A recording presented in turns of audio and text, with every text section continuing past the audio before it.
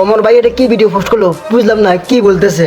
কাকা একটা সুসংবাদ আছে, আপনার প্রমোশন হয়েছে। অসময় টিভি আপনার ইন্টারভিউ খুবই খুশি, তাই তারা নেক্সট ইন্টারভিউর জন্য আপনারে বাংলাদেশের একজন বিখ্যাত টয়লেট ব্লগারের কাছে পাঠাইবো।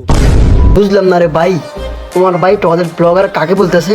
হ্যাঁ, কাকে বলতেছে?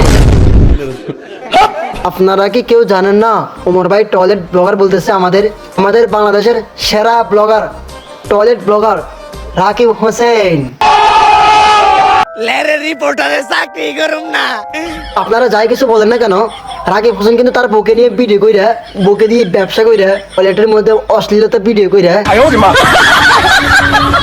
এখন তারা অনেক টাকা করে ফেলেছে ইনকাম। সেই টাকা দিয়ে তারা সৌদি হজ করতে গিয়েছে। ওমর ভাই কাপল ব্লগারদের জন্য যে ভিডিওটা করছে, ওই ভিডিওটা সকল কাপল ব্লগাররা দেখলে তাদের আজকে হাগু খুব কষা হয়ে যাবে। যেমন সুমাইয়া ইমরান, জান্নাত তোহা, এভাবে আরো অনেক কাপল ব্লগার। আমার কিন্তু খুব চিন্তা হচ্ছে, কারণ যারা যারা কাপল ব্লগ করে তাদের হাগু কিন্তু আজকে খুব কষা হয়ে যাবে। আচ্ছা যাই হোক, দেখি ওমর ভাই কি বলে। এই যে কাপড় ব্লগ করে আপনারা এত গালাগালি খান, সমাজের মানুষের কাছে এত অপমানিত হন, অসম্মানিত হন, তারপরেও কি আপনারা সুখী? অবশ্যই সুখী। আমার তো মনে হয় এই দুনিয়াতে আমাদের মতো সুখী অন্য কেউ নাই। দর্শক, এদের দেখলেই বোঝা যায় এই দুনিয়াতে তারাই সবচাইতে বেশি সুখী, যাদের কোনো লজ্জা শরম নাই, নির্লজ্জ। ওমর ভাই ভিডিওটা দেখে কিন্তু আমি অনেক এনজয় করলাম।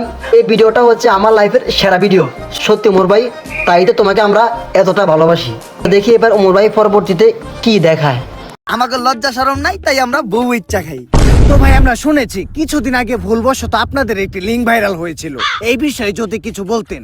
ভাই, আজকে আপনার একটা গোপন কথা কই, লিঙ্কটা তো ভুলে ভাইরাল হয় নাই, ওই লিঙ্কটা আমরা দুইজন মিলে ইচ্ছা করে ভাইরাল করছি, তাই না বেবি? ভাই রে ভাই, ওমর ভাই যে এত ট্যালেন্ট বলতে হবে। আচ্ছা, বউ নিয়ে ব্যবসা করার কারণটা কি আমরা এখন ওমর ভাই থেকে শুনতে চাই। আমি ছোটকাল থেকে ছিলাম একটা অকর্মা, গাধা ব্যাককল। আমার ব্রেন ছিল আমার পুকিতে, তাই আমার দিয়ে কোনো কাজকর্ম হইতো না। যেই চাকরি করতে যাইতাম ওই জায়গায় খালি লাত্তেই খাইতাম, তাই আমি মানসিক ভাবে অনেকটা ভাঙা পড়ি। তারপরে একদিন আমি আমার প্রিয় শায়কের একটা ওয়াজ শুনলাম যে যদি তুমি কোনো মেয়েকে দেখে মানসিক শান্তি পাও, দ্যাটস ইনাফ ফর ইউ। তারপরেই আমি খুঁজে পেলাম আমার মানসিক শান্তি। আর ওরার আমার ভিতর একটা জিনিসের মিল আছে, কি জানেন? কি? আমরা দুইজনেই নির্লজ্জ বেহায়া।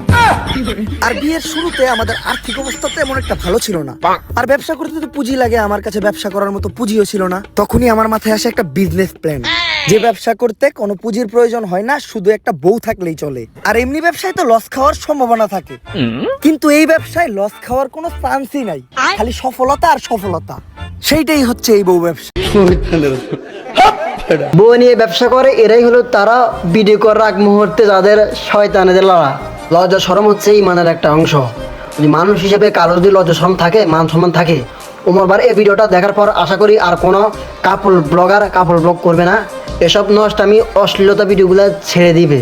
আর ওই টয়লেট ব্লগার রাকিবকে নিয়ে নেক্সট ভিডিওতে আসতেছে আমাদের ওমর ভাই। আমার এই ভিডিওটা কেমন হয়েছে সবাই কমেন্টে বলবেন।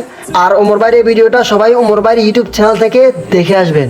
যাই হোক, দেখা হবে পরবর্তী ভিডিওতে। সবাই ভালো থাকবেন, সবাই ভিডিওটা লাইক দিয়ে দেন, আর আপনাদের মূল্যবান মতামতটা কমেন্টে জানান, আর অবশ্যই চ্যানেলটি সাবস্ক্রাইব করে দিবেন। আর সবাই ভালো থাকবেন। ওকে, আল্লাহ হাফেজ, থ্যাংকস ফর ওয়াচিং।